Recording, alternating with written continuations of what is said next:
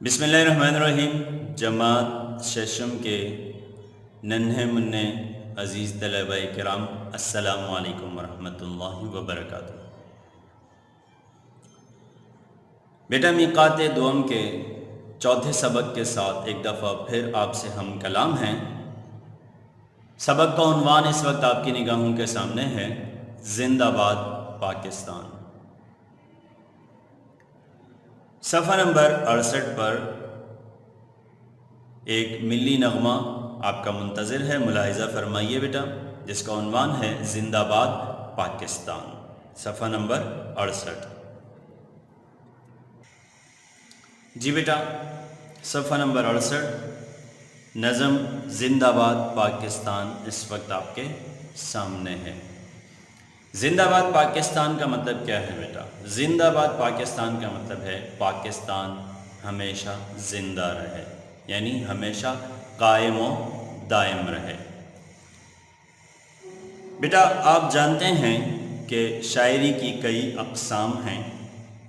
شاعری کی ایک قسم آپ جانتے ہیں بیٹا حمد ہے، جس میں شاعر اللہ تعالیٰ کی حمد و ثنا کرتے ہیں۔ اس طرز کی نظم کو حمد کہا جاتا ہے، جی ہاں۔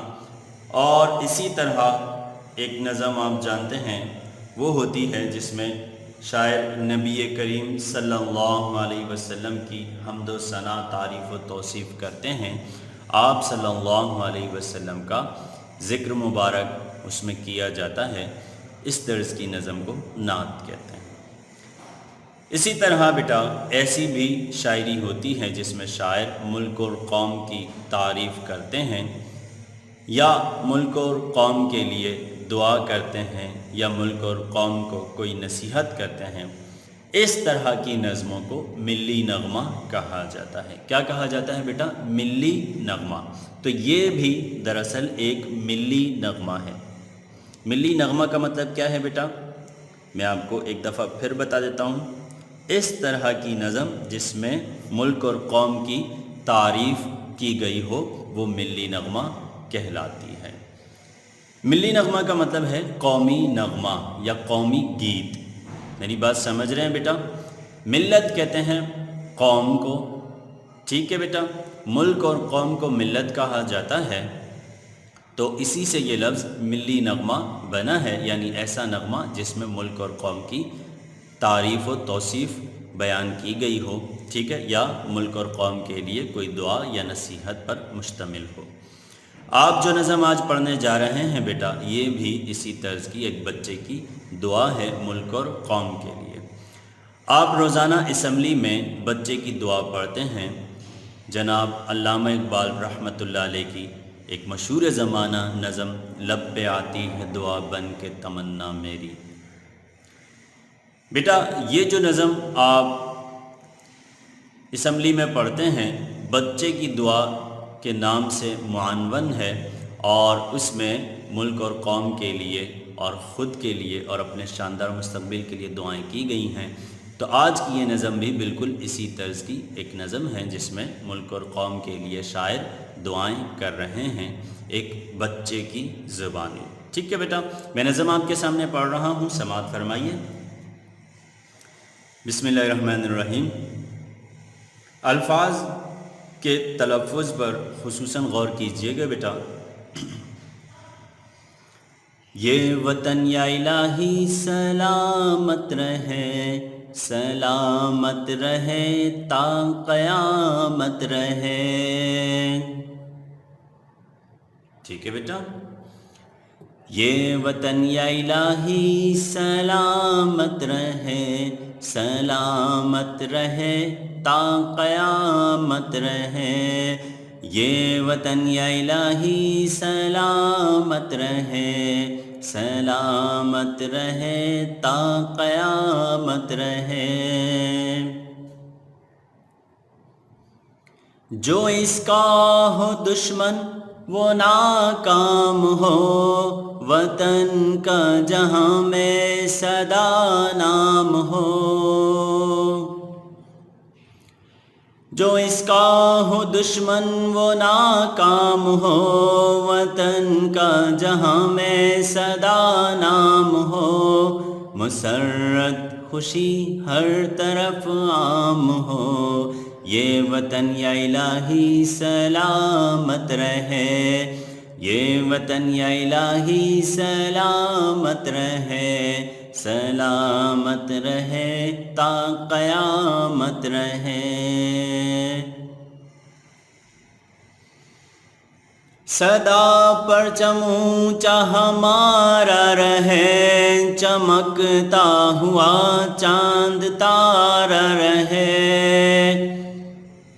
سدا پرچم اونچا ہمارا رہے، چمکتا ہوا چاند تارا رہے، وطن شاد و آباد سارا رہے، یہ وطن یا الہی سلامت رہے، یہ وطن یا الہی سلامت رہے، سلامت رہے تا قیامت رہے۔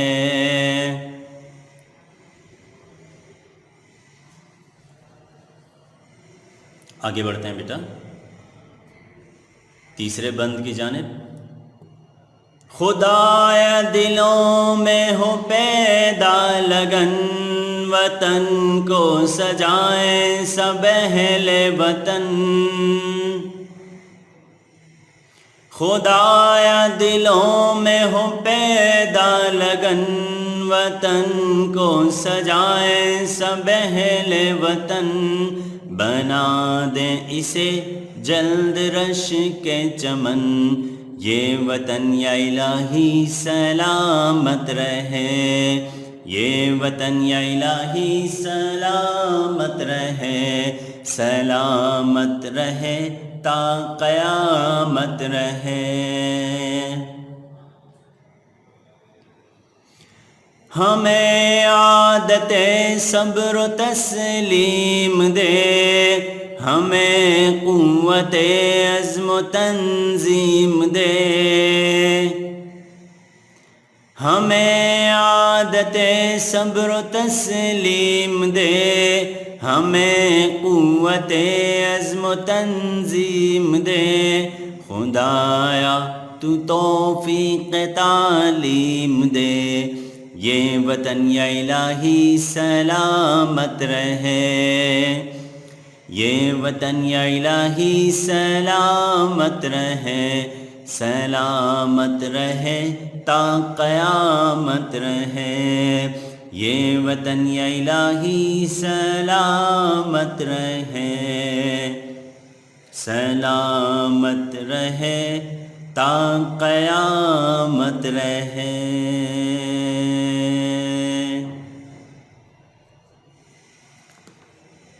جی بیٹا یہ تھی نظم جناب ابصار عبدالعلی صاحب کی، جس میں وہ اللہ تعالیٰ کی بارگاہ میں اپنے ملک اور قوم کی سلامتی کی دعائیں مانگ رہے تھے ایک بچے کی زبانی۔ آپ نے ملاحظہ فرمائی بیٹا، امید ہے کہ آپ نے الفاظ کے درست تلفظ کو بھی جان لیا ہوگا۔ بیٹا اب میں آپ کے سامنے چند الفاظ کی وضاحت کرنے لگا ہوں، نوٹ کر لیجئے۔ پہلا بند ملاحظہ فرمائیے جس میں شاعر دشمنوں کے لیے بد دعائیں کر رہے ہیں اور اپنی قوم کے لیے دعا کر رہے ہیں، جو اس کا ہو دشمن وہ ناکام ہو، وطن کا جہاں میں سدا نام ہو۔ وطن تو آپ جانتے ہیں بیٹا ملک کو کہتے ہیں، اور جہاں کہتے ہیں دنیا کو۔ سدا کسے کہتے ہیں بیٹا؟ سدا لفظ کا استعمال ہوتا ہے ہمیشگی کے لیے، سدا یعنی کہ ہمیشہ۔ سدا کہتے ہیں ہمیشہ کو۔ اسی طرح مسرت اور خوشی دونوں مترادف الفاظ ہیں بیٹا، میں پھر بھی یہاں تحریر کر دیتا ہوں۔ مسرت خوشی کو کہتے ہیں، ٹھیک ہے، پرمسرت موقع یعنی خوشی سے بھرپور موقع، یہ لفظ آپ نے سنا ہوگا اس سے پہلے بھی۔ دوسرے بند کی جانب بڑھتے ہیں بیٹا۔ سدا پرچم اونچا ہمارا رہے، چمکتا ہوا چاند تارا رہے، وطن شاد و آباد سارا رہے، یہ وطن یا الہی سلامت رہے۔ بیٹا لفظ شاد کسے کہتے ہیں؟ شاد، شاد بیٹا یہ لفظ خوش کے لیے استعمال ہوتا ہے۔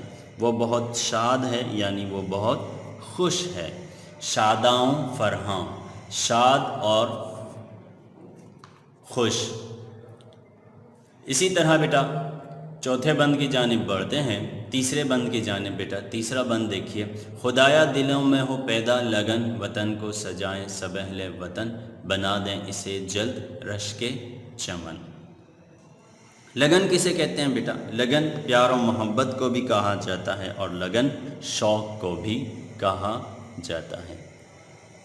میں یہاں خدایا دلوں میں ہو پیدا لگن، محبت، ملک اور قوم کے لیے محبت دلوں میں پیدا ہو، بنا دیں اسے جلد۔ یہ لفظ جلد ہے جو کہ جلدی کا مخفف ہے، جلد یعنی جلدی سے، یہ لفظ جلد نہیں ہے، ٹھیک ہے۔ رشک چمن، رشک کسے کہتے ہیں بیٹا؟ دونوں الفاظ کی میں الگ الگ وضاحت کر رہا ہوں، ٹھیک ہے۔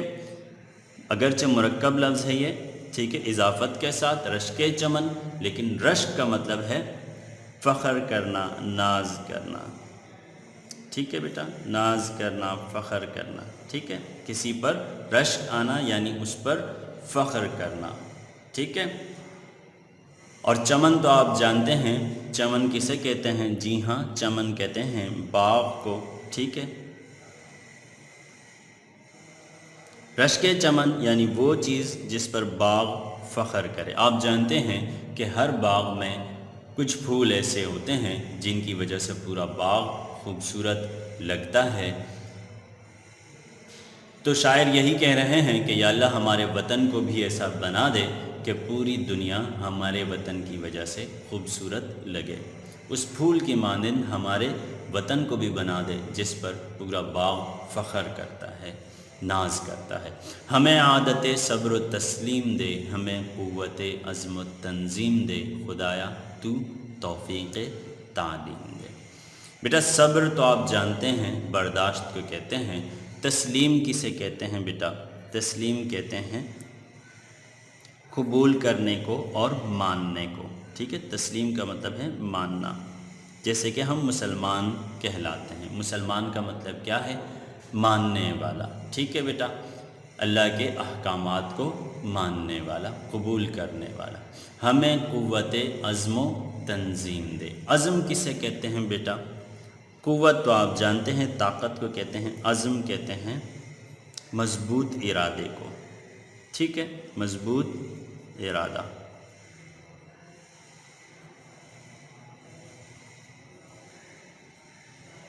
اور تنظیم کسے کہتے ہیں بیٹا؟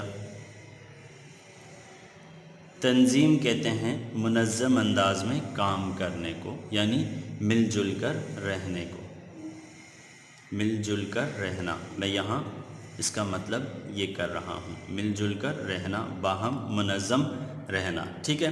خدایا تو توفیق تعلیم دے، یہ وطن یا الہی سلامت رہے، آمین آمین ثم آمین۔ بیٹا یہ ہے ایک بچے کی زبانی خوبصورت نظم جو آپ نے ملاحظہ فرمائی۔ بیٹا آج کا کام بھی آپ جان چکے ہوں گے کہ نظم کے ذیل میں ہمارا کام کیا ہوتا ہے۔ جی ہاں بیٹا، سب سے پہلے تو آپ اسی طرز پر کتاب میں ہی مشکل الفاظ کے معنی تحریر کریں گے، مگر یہ الفاظ کے معنی جو آپ کو بتائے گئے ہیں اب آپ کاپی میں تحریر نہیں کریں گے۔ حاشیہ کی صورت میں الفاظ معنی تحریر کرنے کے بعد اگلا کام آپ کا یہ ہوگا کہ آپ اس نظم کو زبانی یاد کریں اور اس سبق کا سر ورق آپ کاپی میں ضرور بنا لیں، یعنی کہ ٹائٹل پیج زندہ باد پاکستان پر مشتمل، اور اس کے ساتھ آپ کوئی پرچم یا اور کوئی قومی نشان یا علامت ضرور بنائیے گا، ٹھیک ہے بیٹا۔ اس طرح ہمارا آج کا سبق اختتام پذیر ہوا۔ انشاءاللہ اگلی ویڈیو میں دوبارہ آپ سے ملیں گے۔ السلام علیکم ورحمۃ اللہ وبرکاتہ۔